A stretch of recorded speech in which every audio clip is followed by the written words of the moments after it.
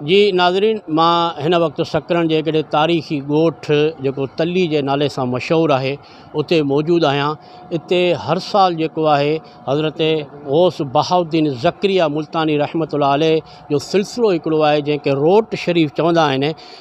हिकु रिवायत मुताबिक़ त तक़रीबन 787 सालनि खां वधीक अरसो थी वियो आहे जो इहा रोट जी शरीफ़ जी महफ़िल थींदी आहे, जेका गौस बहाउद्दीन ज़करिया मुल्तानी रहमतुल्लाह जा फ़क़ीर जेके आहिनि से पूरे पाकिस्तान में मुख़्तलिफ़ जॻहियुनि ते उहा तक़रीब कंदा आहिनि, उहा रोट शरीफ़ जी महफ़िल कंदा आहिनि, जंहिंमें ग़रीब गुरबे खां सवाइ जेके बि दरगाह शरीफ़ जा अक़ीदतमंद हूंदा आहिनि उहे हिन रोट में शरीफ़ थींदा आहिनि।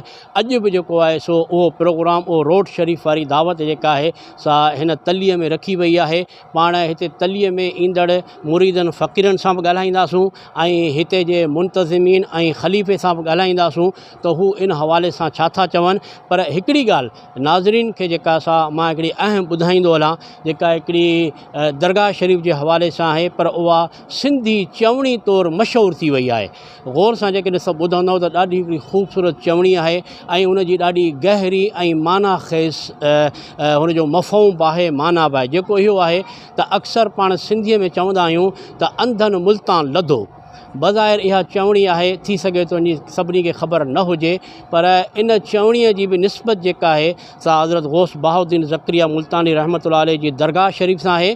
इहा चवणी इन करे नाफ़िज़ थी, यानी शुरू थी त हिन दरगाह जा जेके अक़ीदतमंद ऐं मुरीदनि उहे जॾहिं पहिरियों दफ़ो जॾहिं पंहिंजी दरगाह ते पंहिंजे मुर्शिदनि जी बारगाह में हाज़िरी ॾियणु वेंदा आहिनि त उहे पहिरीं यानी झुंड पाए, कंहिं बि कपिड़े सां, रूमाल सां झुंड पाए उहे मुर्शिदनि जी बारगाह में वेंदा आहिनि त जीअं मुर्शिदनि जे ॾिसण खां पहिरीं असां ॿिए कंहिंखे न ॾिसी सघूं।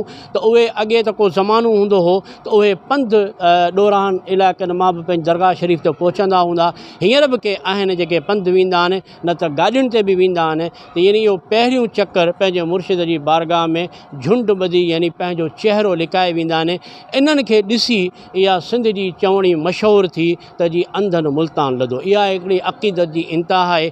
अचो त हिते जे मुंतज़िमीन खां पुछूं था त उहो वधीक इन रोट शरीफ़ जे बारे में छा था चवनि।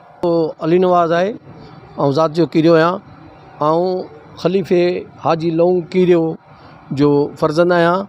असां वटि असीं जेके बि हिते ॻोठ में रहंदड़ आहियूं ऐं ॿी असांजी कोटल जमायत आहे, गौसिया जमायत जंहिंखे चइबो आहे, उहा असां साईं गौस बाहलक मुल्तानी रहमतुल्लाह अलैह जा फ़क़ीर मुरीद आहियूं।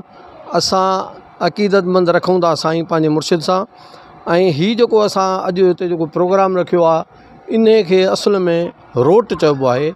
रोट हिकिड़ो अहिड़ो लफ़्ज़ आहे जंहिंसां माना हिकिड़ी कुटी या भोर वग़ैरह जेके जीअं ठहंदी आहे उनखे असां रोट चवंदा आहियूं। हीउ रोट असांजो मुर्शिद साहिबनि पाण पंहिंजे हयातीअ में गौसल आलमीन शुरू कयो।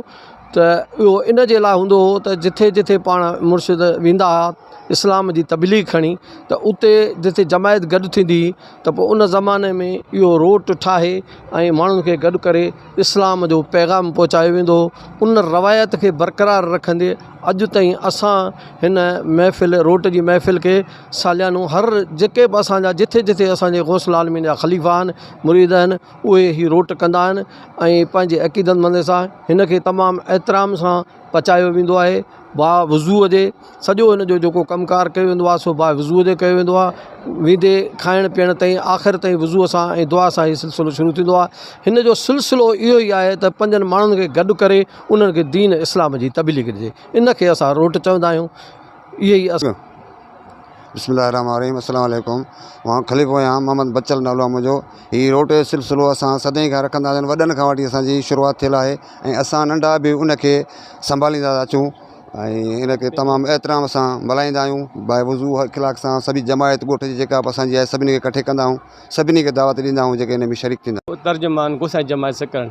सर जे तव्हांखे ॿुधायो असांजे ख़लीफ़े ऐं दोस्तनि ॿुधायो रोट जे सिलसिले में तव्हांखे ॿुधायो आहे, पर हिन साल जेको आहे रोट सां गॾोगॾु तव्हांखे जे ख़बर आहे असांजो मुर्शद करीम जेको आहे जो गादी नशीन आहे साईं मखदूम शाह महमूद हुसैन कुरैशी साहिबु जेको गुज़िरियल 55 ॾींहंनि खां जेको आहे सो जेल में क़ैद आहे। जंहिं असांजी गुसा जमात सकरन न पर गुरा समाज पाकिस्तान पूरे सिंध में जेको आहे एहतिजाजी जेको आहे धरणा ऐं मुज़ाहिरा ऐं रैलियूं करे रहिया आहे।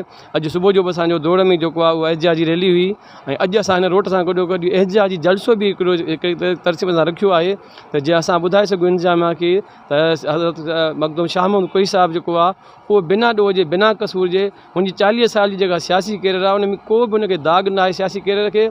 हींअर सिर्फ़ु इंतकामी कार्रवाइनि जे करे हुनजे मथां जेको आहे केस कया विया आहिनि।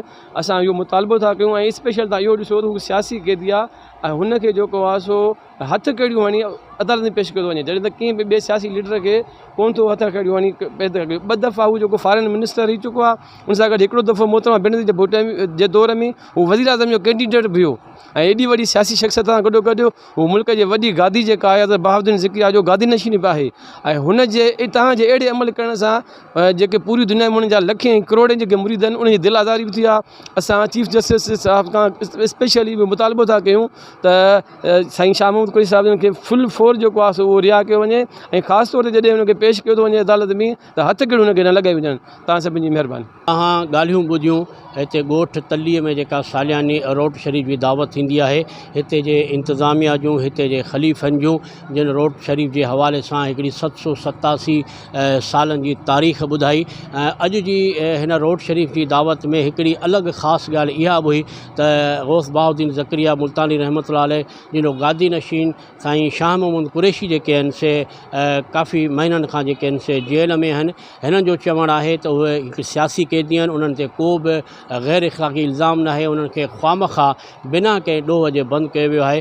त अॼु उन जेको आहे सो उन जी बि मज़म्मत सां गॾु